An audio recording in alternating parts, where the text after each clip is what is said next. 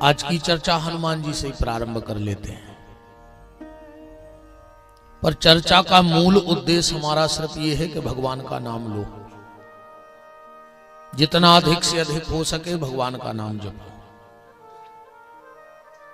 क्योंकि अंत में अगर कुछ काम में आएगा तो भगवान का नाम ही काम में आएगा। श्री हनुमान जी जब रावण के दरबार में पहुंचे हैं तो रावण हनुमान जी को अपना वैभव दिखा रहा था। मेरी सोने की लंका देखो, मेरा शस्त्रागार, मेरा धनागार, मेरा परिवार। हनुमान जी देख ही नहीं रहे थे। रावण को बड़ी गुस्सा आई और गुस्से में कहता है कि अरे बानर, मैं तुझे अपना वैभव दिखा रहा हूं और तू देख नहीं रहा है। हनुमान जी ने कहा, रावण तू विद्वान है, तू खुद बताना। देखो रावण, जो तुम दिखा रहे हो वो हम देखते नहीं, और जो हमें देखना है वो तुम्हारे घर में है नहीं। रावण ने कहा, मेरे यहां किस बात की कमी है? हनुमान जी ने कहा, रावण तू खुद बताना। किसी नारी को करोड़ों रुपए का जेवर पहना दो पर उसे कपड़ा ना पहनाओ, तो क्या कोई समझदार व्यक्ति उस तरफ देखना पसंद करेगा? रावण बोला नहीं करेगा। हनुमान जी बोले, बस तेरी भी हालत ऐसी हो गई है रावण। पढ़ो, सुंदरकांड में लिखा है, बसनहीन नहीं सोह सुरारी और सब भूषण भूषित बर नारी। नारी की शोभा भूषणों से नहीं है, नारी की शोभा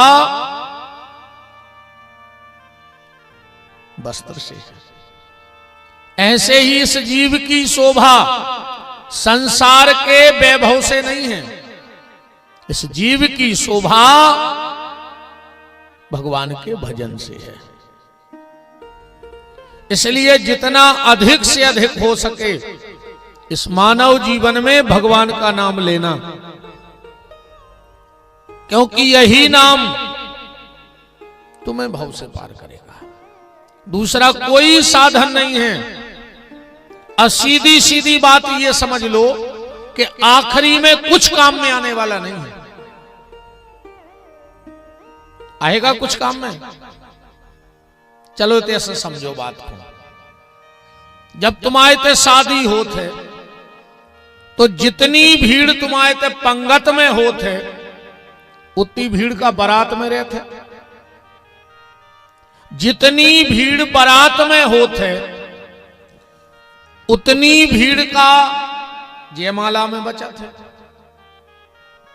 जितनी भीड़ जयमाला में रहते उतनी का चढ़ाव चढ़वे पे बचा।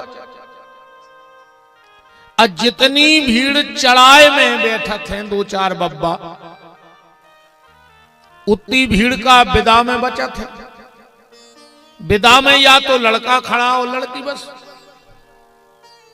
अब यही बात दिमाग में बैठा ले कि जब इते की विदाई में कोई संग खड़ो नहीं भाव, और जोंदना इते से विदाई हुजे ओदना को खड़ो हुए। बताओ, अरे तुम कहूं घर की नारी के भरण में हो कि हमारी घर की नारी हमारा संग दे है, तो बातों तुम आशा छोड़ दे। तुम्हारी हाथ की नारी तुम्हारा संग छोड़ दे, तुम घर की नारी के चक्कर में फंसे। बोलो, हाथ में भी तो नारी होते। घर की नारी को भरोसा छोड़ो, शरीर में जो नारी है बाबी तुम्हारा संग छोड़ दे। उस वक्त सिर्फ तुम्हारा भजन तुम्हारे साथ जाएगा और कुछ जाने वाला नहीं है। द्रौपदी का जब चीर खिंचा, पूरा परिवार बैठा था कि नहीं बैठा था? भीम, नकुल, सहदेव, अर्जुन, युधिष्ठिर, द्रोणाचार्य, भीष्म पितामह, कृपाचार्य, धृतराष्ट्र। पर जब द्रौपदी की साड़ी खिंची, को उन्हें संग दो। सब तमाशो देखत रहे, पर कामे को आओ बांके बिहारी काम में आए कि नहीं आए? बस यही बात दिमाग में बैठा ले कि जब द्रौपदी की साड़ी खिंची तो बांके बिहारी, और आखिरी में जब तुम्हारी नाड़ी खींचे, खींचे कि नहीं खींचे? कोन गांव को सियानो आके के है जो वेद टाइप के आदमी रहते कहीं भैया आप तो नेचे पार दे, काय बोले अब तो खिंचन लगी नाड़ी, है ना? हमारी भी नारी चल रही मैंने तो अभी देखी, हमारी तो नारी चल रही है, कई घरे तो नारी की चल रही, नहीं चल रही। आधे से ज्यादा तुम्हारों के घरे चल रही हो जे। पहले खेत में नारी हकती, सियाने सियाने जाना थी, पहले खेत में नारी हकती, और आज घर की नारी हाँक रही है, घर वाले तो नहीं हाँक रही। तो हमारी नारी चल रही, और कई के घर में नारी की चल रही, ने चल रही होती तो तुम बाबू दद्दा से अलग कैसे हो जाते? मैंने तुम्हारे घरे तुम्हारी नहीं चलत कहा, जब तो तुम अपने बाबू दद्दा छोड़ छोड़ के अलग हो गए, है ना? तब तो तुम बाबू दद्दा छोड़ छोड़ के अलग भाई, वहीं बिराज जाओ, बिराज जाओ। शुरू में और आखिरी में जे को माला ले आए हो और जे तो माल ले आए हो, पैसा से बेर नहीं आए हमें, वही घुमावा जे रात भर मरे जा रहे, दिन रात पैसों ही मरे जा रहा है, हमें कोनो तो विमान पे जाने। मनो कथा में बीच में कोई नाराज हो जो ने, फिर वो का होते सब सिस्टम गड़बड़ हो जात कथा को। सो तुम तो जे को ले आए हो सो निकार के हाथ में धर लेना, भूल जाओ चढ़ावो आखिरी में। चढ़ा सब दियो, पैसों से कोई बेर नहीं अपन को, का बुराई है, पैसा है। निवेदन बस आपसे ये है कि जब द्रौपदी की साड़ी खिंची तो बांके बिहारी, और हमारी आपकी जब नाड़ी खिंचेगी तब भी बांके बिहारी ही काम आएंगे। पर जब बात अपने अब चित्त ने चढ़ है, अपन की समझ में जब आ है, जब आखिरी में डॉक्टर कहते हैं कि भज्जा ऊपर वाले के हाथ में है अब तो, फिर बब्बा के नारियल धारी महाराज से मृत्युंजय करवजो, जिगत मैंने करवा ली एक आदमी ना तो नुकसान हो रही, तो जब इतने से बीत जाए सो फिर थारों पे गदबदियो पंडों के जाइयो, पहले को हम नहीं जाने अपन को, जोनो तो अपन में, और जहां एक झटका घलो सो कही प्रभु तुम, है ना? और सुनो, दो जनों से बुराई न करियो कबो, एक भगवान से और एक डॉक्टर से। अगर भगवान रूठ गओ तो डॉक्टर के पहुंचे है, और कौन डॉक्टर रूठ गओ, बताओ यार, कथा कर भी हम आए के जीवन है, जीवन भी कहने लगे कि हूं होता ही बात जो सही है सो सही है। अच्छा और सुनो, दो जनों को तुमने ढूंढ रहे हो और एक जनों तो मैंने ढूंढ रहा हो, तो समझ लियो तुम भारी सुखिया हो कल युग में। दो जनों को तुमने ढूंढ रहे हो और एक जनों तो मैंने ढूंढ रहा हो, वकील को और डॉक्टर को तुमने ढूंढ रहे हो, और पुलिस वाली तो मैंने ढूंढ रहे हो, तो समझ लियो तुम पे भारी कृपाया है। बताओ कौन दो ही टाइम गाड़ी घरे खड़ी हुई कि हैं कहाँ, कौन रिश्तेदार के हैं, तो तुम सुखी का है।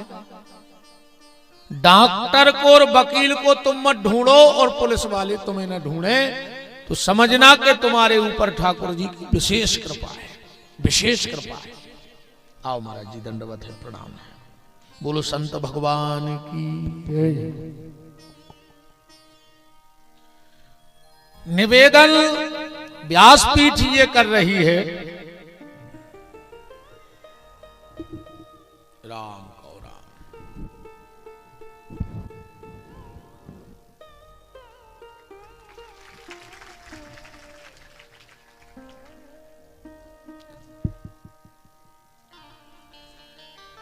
कि जब डॉक्टर के है कि ऊपर वाले के हाथ में है, जब तुम्हारे दिमाग पे चढ़ है और कहूं डॉक्टर के केवे के पहले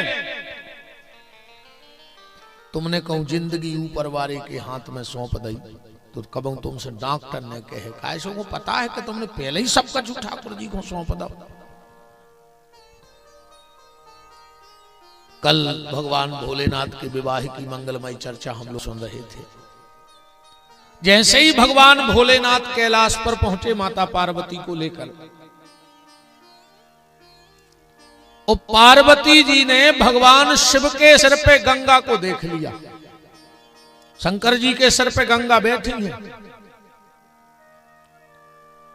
अच्छा, कबों कबों कोनो कोनो गांव में हम जाते हैं तो ये सियानी माता यहाँ जाते हैं कि बेटा अपन को हाँ मत आई तना हमारे लड़का समझा दियो।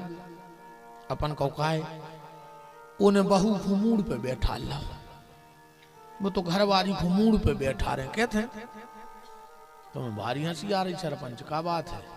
सांची आएगा जब बात है।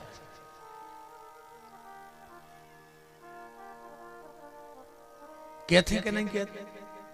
अब उनके लाने हमारे कई जवाब है कि जब शंकर जी की उनकी मूड पे बैठ गई, अब हमोरों की बैठ गई तो हमोरे क्या करें भाई? जो नाव काम तो भाव नहीं है।